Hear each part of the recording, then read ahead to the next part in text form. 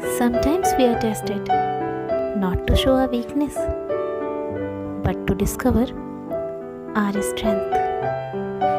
So don't limit your challenges. Just challenge your limits. Hey, this is Archana Amit Sharma, and you are watching Relentless Learner. Hey, good morning. How are you all? This is Archana Amit Sharma, and you are watching Relentless Learner. Parts of speech, शब्द भेद क्या होता है ये?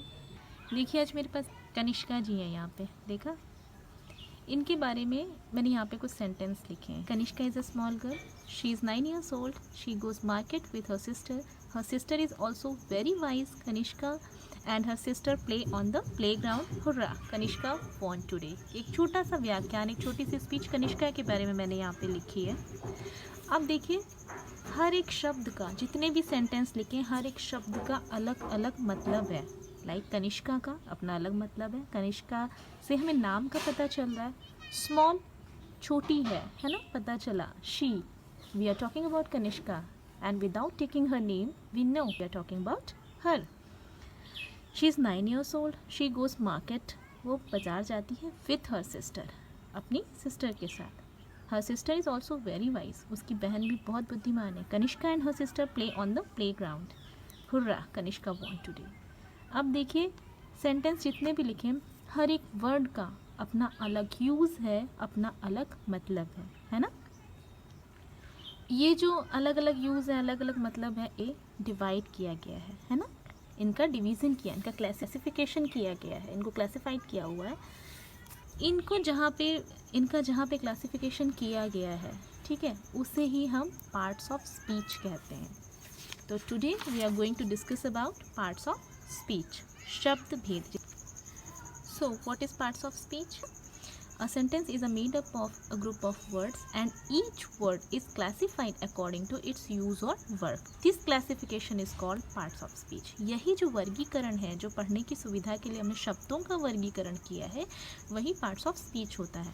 According to classification there are 8 parts of speech. उस वर्गीकरण के अनुसार, ठीक है, 8 शब्द भेद होते हैं, 8 parts of speech होती है. Noun, pronoun, adjective, verb, adverb, preposition, conjunction, interjection. Again, noun, pronoun, adjective, verb, adverb, preposition, conjunction, interjection. देखिए, इधर देखिए, फिर से एक बार थोड़ा सा और डीप पढ़ते हैं. मैंने आपको स्टार्टिंग में बोला कि जब भी सेंटेंस में हर एक वर्ड का अलग अलग मतलब है, यही मैंने डेफिनेशन में भी आपको बताया, उसको मैं यहाँ पे रख के, यहाँ से कनेक्ट करके आपको बताती हूँ. लाइक था, Kanishka is a small girl, Kanishka एक छोटी बच्ची है. यहाँ पे हमने वर्ड पिक किया कनिष्का. कनिष्का से हमें नाम का पता चल रहा है.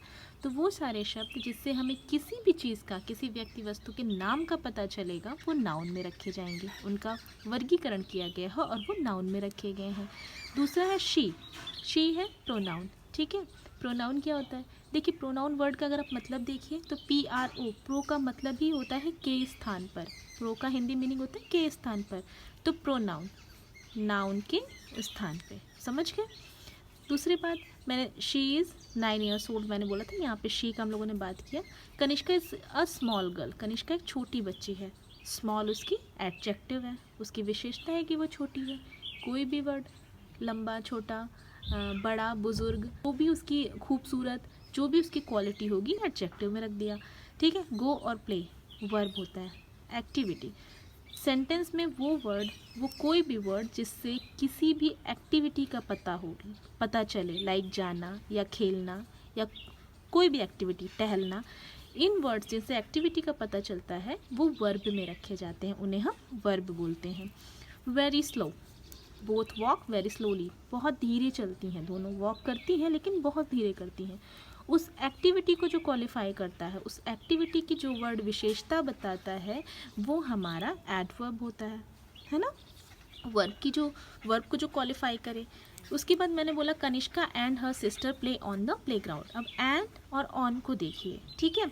एंड वर्ड ने क्या किया? कनिष्का एंड हर सिस्टर, दो वर्ड को एक में जोड़ा. जो भी जोड़ने का काम करता है उसे हम कंजंक्शन में रखते हैं, है ना. एंड, इफ, बट, जो भी वर्ड आते हैं जो ऐड करने का काम करते हैं दो सेंटेंस को, उनको हम कंजंक्शन में रखते हैं। ऑन होता है प्रपोजिशन, बोलते हैं इसे प्रपोजिशन, जो हमें किसी चीज़ के बारे में बताता है वो कैसे नाउन प्रोनाउन से रिलेट होती है, वो हमारा प्रपोजिशन होता है ना। हुर्रा इंटरजेक्शन, जो हमारी अंदर की फीलिंग को दर्शाता है, उसे हमने क्लासिफाई करके इंटरजेक्शन में रख दिया। मुझे बेसिकली आपको बताना था कि पार्ट्स ऑफ स्पीच क्या होते हैं। तीनों चीज़ें क्लियर हो गई, अभी कोई कंफ्यूज नहीं होगा, है ना, सबको सब कंफर्म हो गया है। लाइक पार्ट, सबसे पहले हमने सेंटेंस का शुरुआत किया था, ए वर्ड और a group of word which give its complete sense, उसे ही हम सेंटेंस कहते हैं, ठीक है। फिर पार्ट्स ऑफ सेंटेंस पढ़े थे, एक सेंटेंस के दो पार्ट होते हैं मेनली, सब्जेक्ट एंड प्रेडिकेट, ठीक है। फिर मैंने हम लोगों ने फॉर्म ऑफ सेंटेंस का डिस्कशन किया था। फॉर्म ऑफ सेंटेंस क्या होते हैं, वाक्य के रूप। भाई वाक्य एक जैसा नहीं होता है, कोई वाक्य हम बोलते हैं उससे हम कोई घटना को बताते हैं, कोई वाक्य हम बोलते हैं उससे हम प्रश्न पूछते हैं, कोई वाक्य ऐसा होता है जो अंदर के हमारे हाव भाव को प्रकट करता है, ठीक है, वो फॉर्म ऑफ सेंटेंस होते हैं, वो वाक्य के रूप होते हैं। ये था पार्ट ऑफ स्पीच। जब एक सेंटेंस हम लिखते हैं उसमें हर एक शब्द का अलग अलग मतलब होता है, वो अपना अलग मतलब देता है। अपनी सुविधा के लिए उसे हमने क्लासिफाई किया है, वर्गीकृत किया है। वही वर्गीकरण, जो वो वर्गीकरण था, है ना, वही सारा वर्गीकरण, उसको हमने एक नाम दिया, that is parts of speech. अब समझ में आ गया ना। अब sentence, form of sentence, part of speech में कंफ्यूज बिल्कुल नहीं होइएगा। अगर अभी भी कोई कन्फ्यूज़न है तो आप मुझे कमेंट में पूछ सकते हैं, मैं उसको दोबारा से एक्सप्लेन कर दूंगी और आपको कन्फ्यूजन नहीं होगा, ठीक है। अब चलिए नेक्स्ट वीडियो में एक एक टॉपिक उठा के पार्ट्स ऑफ स्पीच अपने उसका डिस्कशन करते हैं। और अगर अच्छा लगता है, यूज़फुल है, आपको मेरी वीडियो यूज़फुल लगी तो इसको लाइक कीजिए, शेयर कीजिए, ठीक है। Bye bye, take care, stay safe, stay healthy.